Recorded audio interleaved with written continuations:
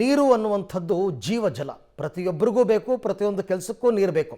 ಈಗಾಗಲೇ ಜನ ಯಾವ ರೀತಿ ನೀರಿಲ್ಲದೆ ಬೆಂಗಳೂರಿನಲ್ಲಿ ಪರದಾಡ್ತಾ ಇದ್ದಾರೆ ಅಂತ ಪಬ್ಲಿಕ್ ಟಿವಿ ರಿಯಾಲಿಟಿ ಚೆಕ್ ಮುಖಾಂತರ ನಿಮಗೆ ತೋರಿಸಿದ್ವಿ. ಈಗ ಮದುವೆಗಳಿಗೂ ಕೂಡ ಈ ನೀರಿನ ಬಿಸಿ ತಟ್ಟಿದೆ. ಕಲ್ಯಾಣ ಮಂಟಪಗಳ ಮಾಲೀಕರು ನೀರಿನ ಟೆನ್ಷನ್ನಲ್ಲಿ ಒದ್ದಾಡ್ತಾ ಇದ್ದಾರೆ. ಅವರ ಪರಿಸ್ಥಿತಿ ಏನು ಅಂತ ನೋಡೋಣ ಬನ್ನಿ. ಮದುವೆ ಸಮಾರಂಭಕ್ಕೂ ತಟ್ಟಿದ ನೀರಿನ ಬಿಸಿ. ಒಂದು ಮದುವೆಗೆ ನೀರಿನ ಖರ್ಚು 15,000ದಿಂದ 20,000ವಂತೆ. ಕಲ್ಯಾಣ ಮಂಟಪ ಅಸೋಸಿಯೇಷನ್ಗೆ ಟೆನ್ಷನ್. ಬೆಂಗಳೂರಿನಲ್ಲಿ ಜಲಕ್ಷಾಮದ ಭೀಕರ ದಿನಗಳು ಆರಂಭ ಆಗಿದೆ. ಈಗ ಮದುವೆ ಮನೆಗಳಿಗೆ ನೀರಿನ ಬಿಸಿ ತಟ್ಟಿದೆ. ಬೆಂಗಳೂರಿನಲ್ಲಿ ಕಲ್ಯಾಣ ಮಂಟಪಗಳ ಮಾಲೀಕರಿಗೆ ಈಗ ನೀರಿನದ್ದೇ ದೊಡ್ಡ ಟೆನ್ಷನ್ ಶುರುವಾಗಿದೆ. ಬೋರ್ವೆಲ್ ಬತ್ತಿ ಹೋಗಿರೋದ್ರಿಂದ ಟ್ಯಾಂಕರ್ ನೀರು ಅನಿವಾರ್ಯ ಆಗಿದೆ. ಹೀಗಾಗಿ ಒಂದು ಮದುವೆಗೆ ನೀರಿನ ಖರ್ಚು 15,000ದಿಂದ 20,000 ಖರ್ಚಾಗ್ತಿದೆ ಅಂತ ಕಲ್ಯಾಣ ಮಂಟಪದ ಅಸೋಸಿಯೇಷನ್ ಬೇಸರ ವ್ಯಕ್ತಪಡಿಸಿದ್ದಾರೆ.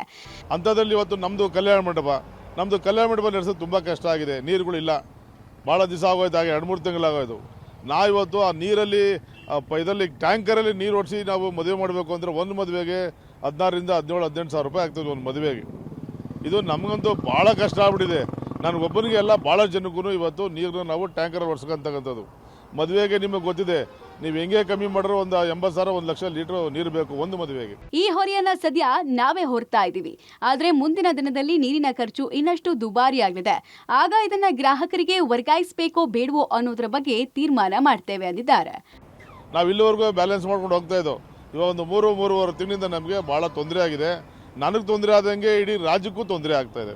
ಇದನ್ನ ಸರ್ಕಾರ ಈ ಕಡೆ ಒತ್ತು ಕೊಡಬೇಕು. ಬೆಂಗಳೂರಿನಲ್ಲಿ ಹಿಂದೆಂದೂ ಕಂಡರಿಯದ ರೀತಿಯಲ್ಲಿ ಪರಿಸ್ಥಿತಿ ಬಿಗಡಾಯಿಸಿದೆ. ಆದರೆ ಡಿಸಿಎಂ ಮಾತ್ರ ಸದ್ಯಕ್ಕೆ ನೀರಿನ ಹಾಹಾಕಾರದ ಪರಿಸ್ಥಿತಿ ಉದ್ಭವ ಆಗಿಲ್ಲ ಅಂತ ಹೇಳಿರುವುದು ನಿಜಕ್ಕೂ ಅಚ್ಚರಿ. ಪವಿತ್ರ, ಪಬ್ಲಿಕ್ ಟಿವಿ, ಬೆಂಗಳೂರು.